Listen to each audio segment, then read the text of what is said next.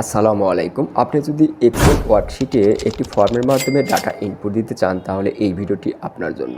চলুন আমরা স্ক্রিন থেকে এই বিষয়টি স্টেপ বাই স্টেপ দেখে নিই।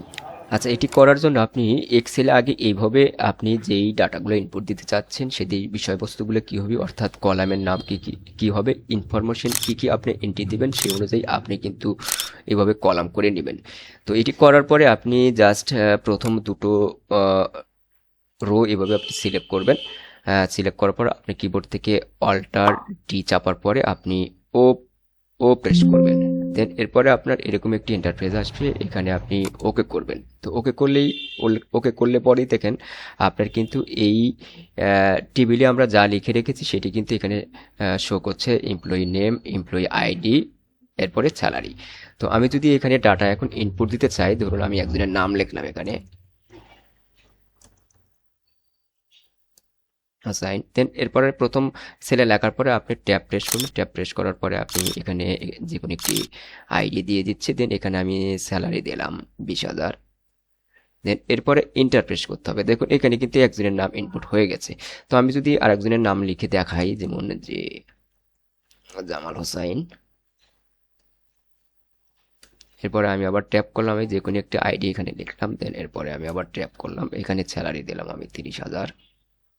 দেন আবার ইন্টার। দেখুন এইভাবে কিন্তু আমরা যা লিখছি সেটা কিন্তু এই ফর্ম থেকে আমাদের কিন্তু ডাটাবেজে ইনপুট হয়ে যাচ্ছে।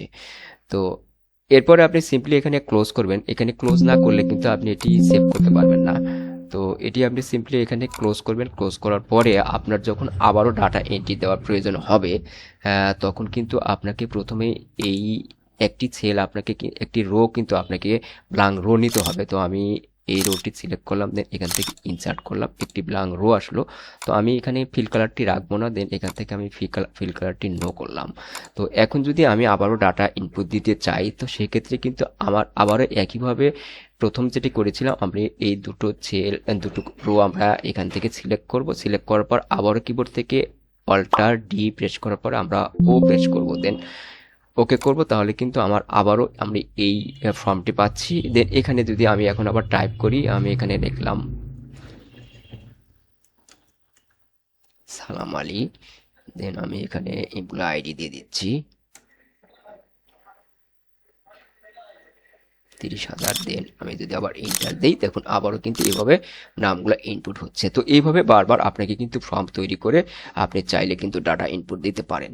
তো ধন্যবাদ। ভিডিওটি ভালো লাগলে অবশ্যই লাইক, কমেন্ট, শেয়ার করতে ভুলবেন না। আর পরবর্তী ভিডিও দেখার আমন্ত্রণ রইল। সে পর্যন্ত সবাই ভালো থাকবেন।